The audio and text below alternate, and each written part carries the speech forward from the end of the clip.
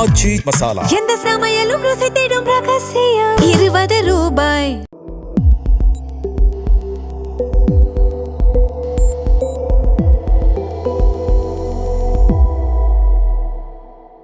தமிழ் தடம் நேயர்களுக்கு வணக்கம். நம்மோடு உரையாட அரசியல் திறனாய்வாளர் திரு ரவீந்திரன் துரைசாமி அவர்கள் இணைந்திருக்காங்க. வாங்க பேசலாம். வணக்கம் சார். வணக்கம் தம்பி.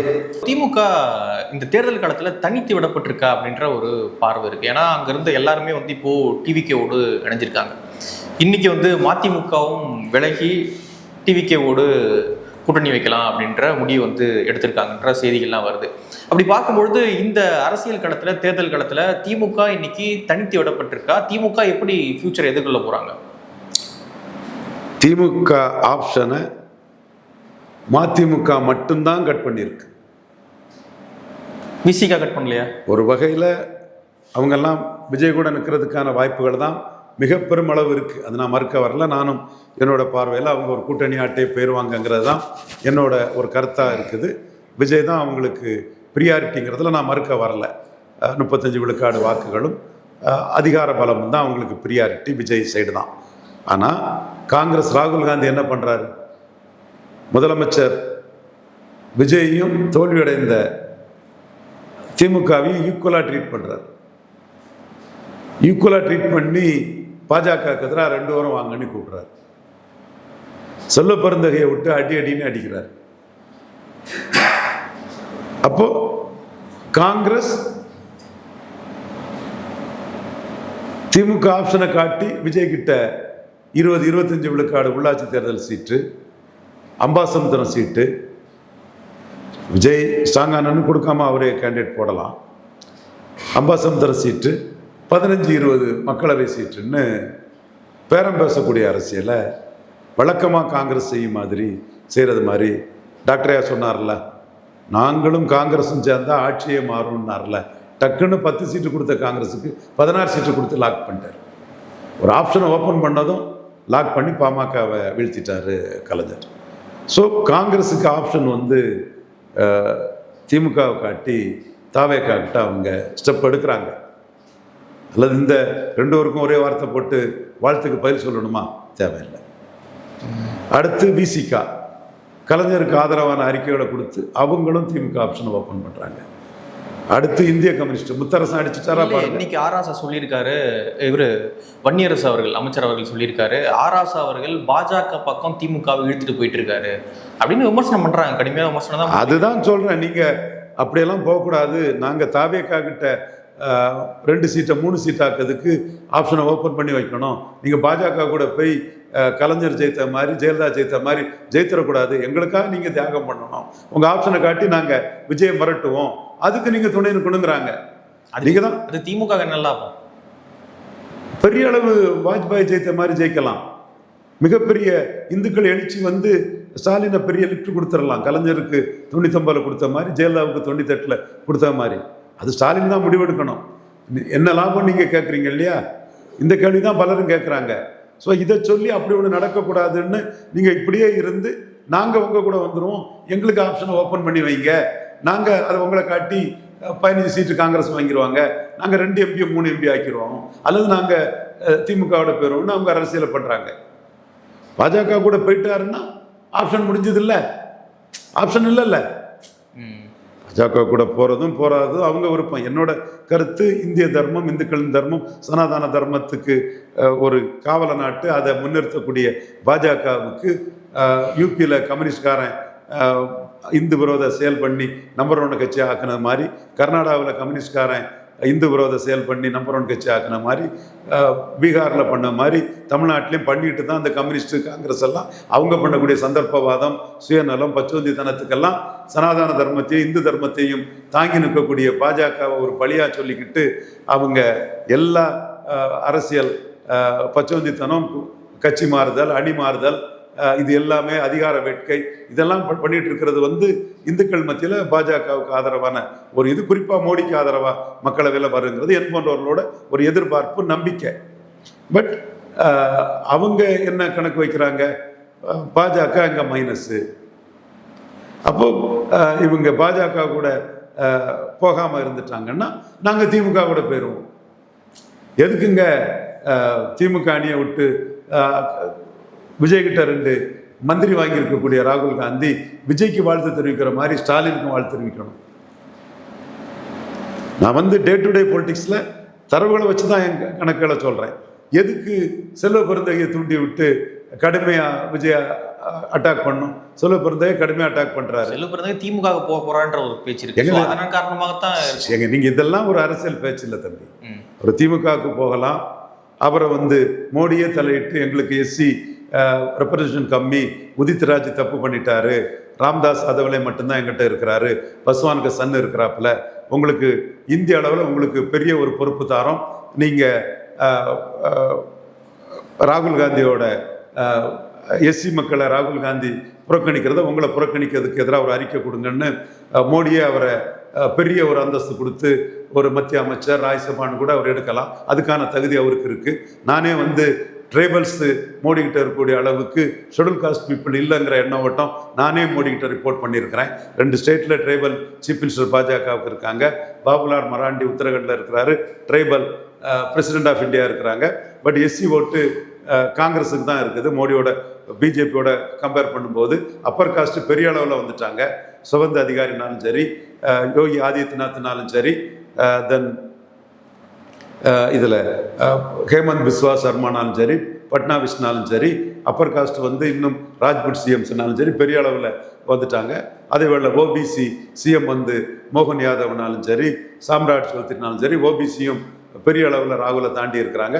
ட்ரைபல்ஸ் வந்து ஒரிசாவில் ட்ரைபல் சிஎம், சத்தீஸ்கரில் ட்ரைபல் சிஎம், ஜார்க்கண்டில் ட்ரைபல்ஸ் வச்சு அரசியல் நடத்துகிறாங்க. போது ட்ரைபல்ஸு அப்பர் காஸ்ட் ஓபிசியில் மேலே நிற்கக்கூடிய பிஜேபி, ஷெட்யூல் காஸ்ட்டில் ராகுல் காந்திக்கு கீழே நிற்கும்போது செல்வ பெருந்தகை போன்ற சகோதரர்களை அவமானப்படுத்தினாங்கன்னா ராகுல் காந்தி எஸ்சி மக்களுக்கு எதிரானவர்னு மாணிக் தாகூருக்கு ஜாதி வரியையும் ஜோதிமணிக்கு ஜாதி வரியையும் சமட்டி அடியாக அடித்து இவர் செல்வ பெருந்தகைக்கு ஒரு உதித்ராஜ ராம்தாஸ் அதவலைய பஸ்வானை என்டர்டெயின் பண்ண மாதிரி பெரிய அளவில் என்டர்டெயின் பண்ணலாங்கிற கருத்தை நானும் கூட சொல்லுவேன். அங்கே போறாரு இங்கே போறாதெல்லாம் இது வெறும் பேச்சு. எல்முருகன்லாம் இருக்காரு அப்படின்றது தாண்டி கொடுத்துருவாங்க. ஏன் கூடுதலாக கொடுத்தா என்ன? எல்முருகன் அருந்ததியர் பறையர் கொடுத்தா என்ன? நீங்கள் உங்களுக்கு என்ன பறையர் கொடுக்கறதுல உங்களுக்கு என்ன சிக்கல் இருக்கா? ஒன்றும் இல்லைல்ல, ஒன்றும் இல்லைல்ல, விடுங்க. எதுக்கு சொல்ல வர்றேன்னா, நம்ம டே டு டே அரசியலில் தலைவர்கள் என்ன சொல்கிறாங்கங்கிற வச்சு நம்ம கருத்தை சொல்லணும். அந்த வகையில் தான் செல்வ பெருந்தகை இன்னைக்கு விஜய் தாவேக அரசு அடித்து விளையாடுறாரு. அவர் காங்கிரஸ் தலைவராக இருக்கிறாரு. அவர் அப்படி பண்ணுறதுக்கு விஜய்க்கும் வாழ்த்து தெரிவிச்சுட்டு ஒரே மாதிரி ஸ்டாலினுக்கும் வாழ்த்து தெரிவிக்கக்கூடிய ராகுல் காந்தியும் மல்லிகார்ஜுன கார்கேயும் தான் காரணங்கிறேன். நான் பேரம் பேசக்கூடிய அரசியலை பண்ணுறாங்கங்கிறேன். ஸ்டாலின்கிட்ட 10 சீட்டு வாங்கினவங்க விஜய்கிட்ட 15 சீட்டு 20 சீட்டுன்னு வாங்கிறதுக்கு ஸ்டாலினை சாக்கா காட்டுறாங்கன்னு சொல்கிறேன். அதுதான் டே டு டே பொலிட்டிக்ஸ் போயிட்டு இருக்குது. அதே மாதிரி திருமாவளவனும் ஸ்டாலினை ஒரு சாக்கா காட்டி விஜய்கிட்ட 2 சீட்டை 3 சீட்டாக மாற்றுவார்.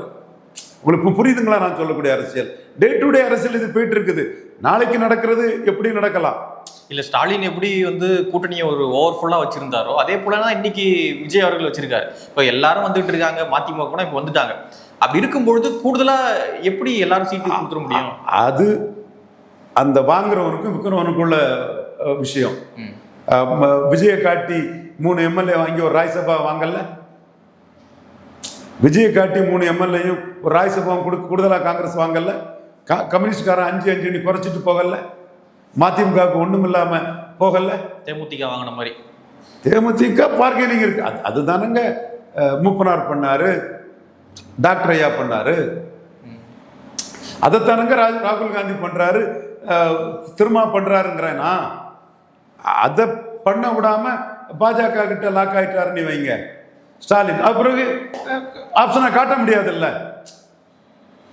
இப்போ நம்மளை காட்டி தான் அவங்க பயன்பெற்றுட்டு இருக்காங்க அப்படின்னு மேபி திமுக ஃபீல் பண்ணுதுன்னா அதை அவங்க அலோவ் பண்ணுவாங்களா? வேற ஒரு ஆப்ஷன் அவங்களுக்கு அது மேட்டர் இல்லைங்க. அவங்களுக்கு வந்து காங்கிரஸுக்கு 20 சீட்டு கிடைச்சாலும் பரவாயில்லைங்க, விஜய் தாங்க அவங்களுக்கு எதிரி. பரவாயில்லன்றாங்க. அப்படித்தானுங்க காங்கிரஸ் கருணாநிதியும் எம்ஜிஆரையும் ஐயான்னு மூப்பனார் காலில் விழ வச்சாங்க. ஜெயலலிதாவை மூப்பனார் காலில் விழ வச்சது அப்படித்தானுங்க. மூப்பனார் டெல்லிக்கு ரெப்ரசன்டேட்டிவ் தான். ஆனால் ஐயா பண்ண பவர் பொலிட்டிக்ஸுக்கு ஜெயலலிதா 3 தடவை போய் பார்க்கல லசவுனியில் மூப்பனாரையாவ கருணாநிதியா நண்பர்னு சொல்லல. ஏங்க 98ஆம் ஆண்டு மக்களவைக்கு மட்டும்தான் எலெக்ஷன் நடந்து மூப்பனார் 20 சீட்டு வாங்கல, கலைஞர் 16 சீட்டில் தானே நின்னாரு. ஏன் 89ஆம் ஆண்டு மக்களவைக்கு மட்டும்தான் எலெக்ஷன் நடந்தது. நடராஜன் 3 தடவை லசவுனிக்கு போனாங்க, ஜெயலலிதா லசவுனிக்கு ஐயாவை போய் பார்த்தாங்க. உங்க ஆட்களுக்கெல்லாம் டிக்கெட் தந்துருவோம், நீங்க திமுக கூட்டணிக்கு போயிடாதீங்கன்னு 29 எம்பி சீட்டு கொடுத்துட்டு 11 எம்பி சீட்ல ஜெயலலிதா இருக்கல. நீங்க சும்மா திராவிட இயக்கம் அது இதுன்னு டேட்டாவுக்கு மாறி ஏதாவது பேசிட்டு இருக்கதான் பலருக்கும் வழக்கம். அதெல்லாம் முடிச்சு கட்டிட்டாரா விஜய்? இப்பவும் நான் அந்த இடத்துக்குள்ள விஜய் கிட்ட பேரம் பேசுறதுக்கு ஸ்டாலினை பயன்படுத்துறாங்கிறத தெளிவா தரவுகளோட டே டு டே பொலிட்டிக்ஸோட சொல்றேன். அது எப்படி ஸ்டாலின் அடிச்சு உடைக்க போறாருன்ற ஒரு கேள்வி இருக்குல்ல, சோ அதுதான் நான் கேட்கிறேன். இப்போ அதுல அது நாளைக்குள்ள விஷயங்க. இப்போ ஸ்டாலின் வந்து ஒரு மேடையில சொல்றாரு என்னன்னா, நாங்க தனிச்சு நிக்கிறது கூட வந்து பரிசீலனை பண்ணுவோம் அப்படின்றாரு. சோ அவர் காட்டி விஜய் கிட்ட ராகுல் பேரம் பேசுறாரா இல்லையா? அம்பாசந்தர் சீட்டை கூட கேட்பாங்க, அம்பாசந்தர் சீட்டை கூட கேட்பாங்க. நாங்க மீண்டும் ஸ்டாலின் கூட போயிடுவோம். ஸ்டாலின் கூட போனா அது 71 இருந்தே காங்கிரஸும் திமுகவும் ஜெயிக்குது. பார்லிமெண்ட்னா நாங்க ஜெயித்துருவோம். 80 பார்லிமெண்ட் ஜெயித்தோம், அசம்பிளி தோத்தோம். 2004 பார்லிமெண்ட் ஸ்வீப் பண்ணோம், அசம்பிளியில் தப்பி பழைச்சோம். இது 99 இந்த மாதிரி அவங்க பார்லிமெண்ட்ல ஸ்வீப் பண்ணிக்கிட்டு அசம்பிளியில் இப்போ தோத்துட்டாங்க. இதை வச்சு நாங்கள் பார்லிமெண்ட்னா ஜெயிப்போம். மீண்டும் நாங்கள் கலைஞரே வந்து நேருவின் மகளை வருக நிலையான ஆட்சியை தருகன்னு 23 சீட்டு கொடுத்து தானே ஜெயித்தாரு. அந்த மாதிரி ஒரு முடிவை ஸ்டாலின் எடுத்து போயிட்டாருன்னா நம்ம தோத்து போவோம்னு, பார்லிமெண்ட்ல தோத்து போவோம்னு விஜய் அதிக சீட்டு கொடுக்க கூடாது. என் நோக்கம் என் எண்ணம் வேறங்க. நான் மோடி இங்க ஜெயிக்கணுங்கிறது தான் என் எண்ணம். யதார்த்த சூழ்நிலை என்னங்கிறத நான் எப்படி மறைச்சிட்டு பேச முடியும்? இப்போ ஸ்டாலின் பாஜக கூட போகல, சனாதன தர்மம்னு தான் இவர் பேசுறாரு. உதயநிதி ஸ்டாலின் இந்து தர்மம் உலகத்துக்கே வழிகாட்டக்கூடிய ஒரு தர்மத்தை குறைச்சுதான் பேசுறாரு உதயநிதி ஸ்டாலின். அவர் பேசுனது கிறிஸ்டின் முஸ்லீம் ஓட்டுக்காக ஓடி வந்து விஜய் தான் பேசினா அது பாதிக்கும்னு முஸ்தபா வச்சு பேசுறாரு. புரியலீங்களா உங்களுக்கு? ஓகே, நீங்க சிபிஐ வழக்கு வந்துருன்னு பயப்படுறீங்கன்னு ஸ்டாலின் வந்து விஜய் அட்டாக் பண்றாரு. நீங்க நாங்க வந்து பாஜக நீங்க பாஜக கிட்ட இதாயிட்டீங்கன்னு பண்றாங்க உதயநிதி ஸ்டாலின். அப்ப என்ன நோக்கம்? காங்கிரஸுக்கு பார்கெனிங் தானே ஏத்துறீங்க. சரி, அதெல்லாம் ஓகே சார். காங்கிரஸ் பார்கெனிங் இதெல்லாம் நீங்க சொல்றீங்க. இப்போ நான் சொல்றது என்னன்னா, டிஎம்கே தனிச்சு விடப்பட்டிருக்கா, ஸோ எப்படி அவங்க ஃபேஸ் பண்ண போறாங்கன்றது தான் கேட்குறேன். அதைத்தானே நான் உங்கள்கிட்ட இவ்வளவு நேரம் சொல்லிட்டு இருந்தேன். 2021 ஸ்டாலினுக்கு இணையான ஒரு ஆள் கிடையாது விஜய். 4 பார்ட்டி கொலிஷன் கவர்மெண்ட் தான். எம்ஜிஆர் ஜெயலலிதா கலைஞர்லாம் தனி ஆட்சி நடத்தினாங்க, விஜய் கூட்டணி ஆட்சி தான் நடத்தினாரு. ஆனால் 2026க்கு பிறகு விஜய் தான் நம்பர் 1 லீடர். மீண்டும் பழைய எழுச்சி உள்ள திமுகவா? திமுக இல்லை. ஒன்றை தோக்கடிக்கணும்னா 2, 3 சேர்ந்து தான் தோக்கடிக்க முடியும். 2ன்னா ஸ்டாலின், 3ன்னா எடப்பாடி. இதுதான் யதார்த்த நிலைமை. அதுதான் ஃபியூச்சர்ல நடக்கும்ன்றீங்க. நடக்காதெல்லாம் என் கையில இல்லை. யதார்த்த நிலைமை இதுதான். திமுகவுக்கு என்ன பாதிப்புங்கிற அந்த கருத்தை முதல்ல முன்வைக்கிறேன். சிட்லப்பாக்கம் ராஜேந்திரன் யாதவர் சமுதாயம், ஜெயலலிதா அம்மையார் பிராமண சமுதாயம், பிராமின்ஸ் ஓட்டெல்லாம் இது ஜெயலலிதாவுக்கு கேண்டிடேட்னு டிரான்ஸ்ஃபர் ஆச்சு. ஸோ அந்த தென் சென்னையில் ஒரு சிட்லப்பாக்கம் ராஜேந்திரன் திராவிட முன்னேற்ற கழகத்தை தோக்கடிச்சார். திருவள்ளூரில் வேணுகோபால் தோக்கடிச்சார் 2. தென் கரூரில் தம்பித்துறை தோக்கடிச்சார் 3. பொள்ளாச்சியில் ஒரு தொகுதி தோத்தாங்க. ஸோ வந்து ஒரு 24 தொகுதிகிட்ட நின்ன திராவிட முன்னேற்ற கழகம் வெறும் 4 தொகுதியில் தான் தோத்தாங்க. ஒரு 19-20 தொகுதிகிட்ட அவங்க வந்து பெரிய வெற்றியை பெற்றாங்க. ஸோ திராவிட முன்னேற்ற கழகம் வந்து 80 விழுக்காடு தொகுதிகளில் வந்து 2009ஆம் ஆண்டு வெற்றி பெற்றாங்க. காங்கிரஸ் வந்து 50 விழுக்காடு கூட வெற்றி பெறலை. ஸோ இந்த ஈழப்பிரச்சனை காங்கிரஸை பாதித்த அளவுக்கு திராவிட முன்னேற்ற கழகத்தை பாதிக்கலைங்கிறது தான் 2009 டேட்டா நமக்கு சொல்லுது. பாதிப்பே இல்லைன்னு சொல்ல வரல, காங்கிரஸை கடுமையாக பாதித்த அளவுக்கு இல்லை. சீமானும் இந்த களத்துக்குள்ளே காங்கிரஸை மையமாக வச்சு தான் அம்பாசமுத்திரத்தில் தன்னோட களத்தை அமைப்பார். காங்கிரஸ் எதிர்ப்பை தான் அவர் ஷார்பன் பண்ணுவார். திமுக எதிர்ப்பு கை கொடுக்கல. திமுக எதிர்ப்பு வந்து அவரால் காங்கிரஸை வீழ்த்தின அளவுக்கு திமுக வீழ்த்த முடியலையே. காங்கிரஸ் வந்து 15க்கு 8 அவுட்டு, திமுக வந்து 23க்கு 4 அல்லது 24க்கும் 4 தானே தோற்றுருக்காங்க. அப்போ திமுகவுக்கு தோல்விங்கிறது 80% திமுக ஜெயித்துட்டாங்களே. ஸோ அப்போ திமுகவுக்கு எதிராக சீமானின் தாக்கம் வந்து 2009 ஈழ பிரச்சனை தாக்கம் பெருசாக இல்லையே. இப்போ மக்கள் வந்து திமுக என்ன செய்வாங்க, ஒரு மாநில கட்சி, காங்கிரஸ் தான் பழிவாங்க நடவடிக்கை ஆட்டு பிரபாகரன் இதுக்கு பண்ணிட்டாங்கன்னு தானே மக்கள் அதை உணர்ந்திருக்காங்க. ஆனால் அதன் பிறகு காங்கிரஸ் திமுக எதிர்ப்பு பேசி வளர்ந்த கட்சி தானே நாம் தமிழர். நாம் தமிழர் வளர்ந்தாங்க, பல அம்சங்களில் வளர்ந்தாங்க, தமிழ் தேசியத்தின் அடையாளமாக வளர்ந்தாங்க, எல்லா இதுவுமே கடுமையாக விமர்சித்தாங்க, மிக கடுமையான வார்த்தைகளெல்லாம் அவங்க பிரயோகித்து தான் வளர்ந்தாங்க. அதில் திமுக எதிர்ப்புங்கிறதும் பிரதானமான ஒன்று தான். ஆனால் களத்துக்குள்ளே சீமான் என்ட்ரு பண்ணும்போது அந்த இஷ்யூ திமுகவோட காங்கிரஸை தான் பாதிச்சுக்கும் போது கலைஞரால் அதை தடுக்க முடியல. தடுக்கக்கூடிய சக்தி இந்தியாவில் ஒரு மாநில அரசுக்கு இல்லை. மாநில அரசுகள்லாம் முனிசிபாலிட்டி மாறினுங்கிற ஒரு கருத்து கூட பலரும் சொல்கிறாங்கல்ல இந்தியாவில். அப்போ இந்தியாவில் வந்து ஆல் பவர்ஃபுல் சென்ட்ரல் கவர்மெண்ட் தான். அவங்க ஒரு ஃபாரின் பாலிசி, ஒரு இராணுவம் அதுன்னு முடிவெடுக்கும்போது கலைஞரால் தடுக்க முடியல. அவங்க வந்து ஒரு கொலைக்கு பழி வாங்கக்கூடிய வெறியில் நிற்கும்போது கலைஞரால் தடுக்க முடியலங்கிற பார்வை தான் மக்கள் மத்தியிலையும் 2009 வந்ததாட்டு நான் கணிக்கிறேன். ஓகே, இனிமே ஆன்டி டிஎம்கே அப்படின்ற அந்த ஓட்டு இருக்காதுன்றீங்களா? ஆன்டி டிவிகே ஓட்டு தான் ஆளுங்கட்சிக்கு தான் எதிர்ப்பே தவிர எதிர்கட்சிக்கு எப்படி எதிர்ப்பு நீங்கள் சொல்ல முடியும்? நீங்கள் 1977ஆம் ஆண்டு மக்களவைத் தேர்தலில் திராவிட முன்னேற்ற கழகத்துக்கு ஒரு எம்பி தான் வந்தது. அப்போ குமரி ஆனந்தன் வந்து 50-50 நம்ம போகிற ஆட்சிக்கு வந்துடலாம், காங்கிரஸ் எம்ஜிஆரும் பிரிஞ்சு நிற்காங்க, நம்ம ஒரு 40 விழுக்காடு வாக்குகள் மேலே பெற்று நம்ம ஆட்சிக்கு வந்துடலாம், நம்ம ஒன்றா நின்னா நம்ம அணி இப்போ மக்களவையில் கிடைச்ச வாக்கு எடுத்து ஜெயித்திடலான்னு கலைஞர் சொல்கிறாரு. கலைஞர் வந்து 50-50 சம்மதிக்கிறார். ஜனதா கட்சிக்கு 50, பாதி 117, திராவிட முன்னேற்ற கழகத்துக்கு 117க்கு கலைஞர் சம்மதிக்கிறாரு. கம்யூனிஸ்ட்டுக்கு 2 பேரும் சேர்ந்து கொடுத்துருக்கலாம், இந்திய இடது கம்யூனிஸ்ட்டுக்கு. ஆனால் குமரி ஆனந்தன் என்ன பண்ணுறாருன்னா, உங்களால் தான் தோற்று, உங்களுக்கு தான் எதிர்ப்பு, 50-50 எங்கிட்ட நீங்கள் எப்படி கேட்கலான்னு குமரி ஆனந்தன் பேசுகிறாரு. கடைசியாக தேர்தல் முடிவு எப்படி வருதுன்னா, கலைஞர் வந்து 2வது இடம் 24.8 விழுக்காடு வாக்கு, எம்ஜிஆர் மொதல் இடம் 30.3 விழுக்காடு வாக்கு.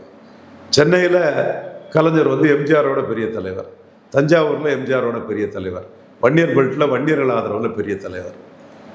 4வது இடத்துக்கு போகுது, 16.5 விழுக்காடு வாக்கெடுத்து ஜனதா கட்சி வந்து 4வது இடத்துக்கு போகுது. மக்களவையில் எடுத்ததை விட கலைஞர் முதல்வர்னு சட்டமன்றத்தில் கலைஞர் வந்து 8 விழுக்காடு வாக்குக்கு மேலே எடுத்துட்டார். அப்போ கலைஞர் முதல்வர்னு தோற்று போன கலைஞருக்கு 8 விழுக்காடு வாக்கு அதிகம் கிடைக்குது. அப்போ திமுக எதிர்ப்பு இருந்ததுன்னா திமுக எப்படி 48 விழுக்காடு 48 சட்டமன்ற இடங்களையும் பெற்று எம்ஜிஆர் 30.3ன்னா கலைஞர் எப்படி 24.8 எடுத்திருப்பார்? சென்னையிலையும் தஞ்சாவூர்லையும் எப்படி எம்ஜிஆரை தாண்டியிருப்பார்? தோற்று போன பிறகு அந்த கட்சிக்குள்ள ஆதரவு வளையம்ங்கிறது வந்து ஆளுங்கட்சி எதிர்பார்ட்டு வந்து அது உயரத்தான் செய்யுது. இதைத்தான் நீங்கள் வந்து ஒவ்வொரு கட்டத்திலையும் பார்க்கணும். 89 ஆட்சிக்கு வந்த திராவிட முன்னேற்ற கழகம் 91 பாமகவோட வன்னியர் சங்க எழுச்சியால், சமூக நீதி எழுச்சியால் ஒரு 6 விழுக்காடு இழந்தாங்க. ஆளுங்கட்சி எதிர்ப்பு வாக்காட்டு ஒரு 4 விழுக்காடு இழந்து 10 விழுக்காடு இழந்தது. அதே மாதிரி திராவிட முன்னேற்ற கழகம் 96 மிகப்பெரிய எழுச்சியை ஜெயலலிதா எதிர்ப்பில் அடைஞ்சாங்க. 96 எழுச்சி அடைஞ்ச திராவிட முன்னேற்ற கழகம் 2001 ஆளுங்கட்சி ஆட்டு எதிர்ப்பை சந்தித்து வாக்கு விகிதத்தையும் ஓரளவு தாக்கு பிடிச்சாலும் இழந்தாங்க. ஆனால் 2004லையும் 2006லையும் வாக்கு விகிதம் இழந்து உயர்ந்து கலைஞர் முதல்வர்னு 2/3 எம்எல்ஏ ஆதரிச்சாங்க. 2/3 எம்எல்ஏ அந்த இடம் தான் கலைஞர் ஸ்டாலின் கம்பாரிசனும் விஜய் கம்பாரிசனும். அவங்க முதல்வர்னு 3/2 பகுதி எம்எல்ஏக்கள் ஆதரிச்சாங்க. அந்த ஆட்சியை, தனி ஆட்சியை விஜயால் அமைக்க முடியல. அதைத்தான் நான் ஒப்பிட்டு சொல்கிறேன். 2021 ஸ்டாலின் உயரத்துக்கு அவரே முதல்வர்னு சொல்லி காங்கிரஸ் அவங்கெல்லாம் 2/3 எம்எல்ஏக்கள் வந்து வெற்றி பெற்றாங்க. அவர் தனி ஆட்சி அமைச்சார். விஜய முதல்வர்னு சொல்லி 108 பேர் தான் ஆதரவு கொடுத்துருக்காங்க. அவர் வந்து 96 2006 கலைஞர், 2021 ஸ்டாலின் மற்றும் எம்ஜிஆர் ஜெயலலிதாவுக்கு தனியாட்சிங்கிற புள்ளியில் இணையானவர் அல்ல. நான் சொல்ல வந்த கருத்து, திராவிட முன்னேற்ற கழகம் எதிரணியில் இருக்கும்போது எதிர்ப்பு வாக்குகளை வாங்கி திராவிட முன்னேற்ற கழகம் வளரத்தான் செய்திருக்குங்கிறத நான் என்னோட கருத்தை புள்ளி விவரங்களோட ஆதாரத்தோட நான் சொல்கிறேன். ஸோ திமுக எதிர்ப்புங்கிறது, தோற்றுப்போன திமுகவுக்கு எதிர்ப்புங்கிறது சரியாக வராது. நீங்கள் அதில் தான் எழுதியிருந்தார். அந்த உதாரணம் எனக்கு உடன்பாடு ஆனதில்லை என்றாலும் அவர் எழுதுனதை அப்படியே சொல்லிடுறேன். ஒரு திருடன் மாட்டிக்கிட்டான்னா அவனை எல்லாரும் போட்டு அடித்தாங்கன்னா 2 அடி அடித்த பிறகு திரும்ப 4 அடி 5 அடின்னு சொல்லும்போது சாதாரண மக்களுக்கு ஐயோ பாவங்கிற ஒரு அனுதாபம் தான் வரும். அந்த இடத்துக்குள்ளே கலைஞர் 77 ஜெயித்துருவாரோன்னு பயந்து போய் இருந்தார். சிபிஎம் எல்லாம் இருந்தால் வெற்றியை கூட பெற்றிருக்கலாம். சிபிஎம், மார்க்சிஸ்ட் கம்யூனிட்டிஸ், மலையாளிஸ் தாங்க லீடர்ஸ். அப்போ எம்ஜிஆர் கையில் போயிட்டாப்புல. எமர்ஜென்சியை எதிர்த்த கலைஞரை விட்டுக்கிட்டு ஆதரித்த எம்ஜிஆர் கிட்ட போயிட்டாங்க. இப்பவும் சண்முகத்துக்கு ஸ்டாலின் மேலே ஏதோ ஜாதிய வன்மம் வன்மம் இருக்கு. அதைத்தான் சண்முகம் காட்டுறாரு. மற்ற பியூரோ மெம்பர்ஸ் அது ஆளுங்கட்சிக்கு ஆதரவாக இருக்கனால அவங்களும் கண்டுக்காம அப்படி. கம்யூனிஸ்டுக்கு ஒரு சாதிய வன்மம் இருக்கு கண்டிப்பாக. நான் உறுதியாக சொல்கிறேன், எமர்ஜென்சியை ஆதரித்த எம்ஜிஆரை கம்யூனிஸ்ட்காரங்க லாஸ்ட் மினிட் ஆதரித்தது Marxist Communist party of Malayalis, சந்தேகமே இல்லை. ஓகே, இப்போ நாம் சொல்ல வந்த கருத்து என்னென்னா, திமுகவுக்கு எதிர்ப்புங்கிறது 96 ஆட்சி அதிகாரத்துக்கு வந்ததும் எங்கள் பிரதமர் வாஜ்பாய், உங்கள் பிரதமர் யாருன்னு ஜெயலலிதா அம்மையார் கேட்டதும் 98 ஒரு 10 விழுக்காடு ஓட்டு அவுட்டு. 89 ஆட்சி அதிகாரத்துக்கு வந்ததும் டாக்டர் ஐயா தனிக்கட்சி ஆரம்பித்ததுலையும் ஆளுங்கட்சி எதிர்ப்புலையும் 10 விழுக்காடு வாக் அவுட்டு. இப்படி நீங்கள் திமுகவுக்கு எதிர்ப்புங்கிறது ஆட்சி அதிகாரத்தை இழந்த பிறகு தான், அந்த இழக்கும் போது தான் அந்த எதிர்ப்பு இருக்கே தவிர, ஆட்சி அதிகாரத்தை இழந்த திராவிட முன்னேற்ற கழகம் முன்னை விட எமர்ஜ் ஆகி தான் வந்திருக்குங்கிறதான் வரலாறு.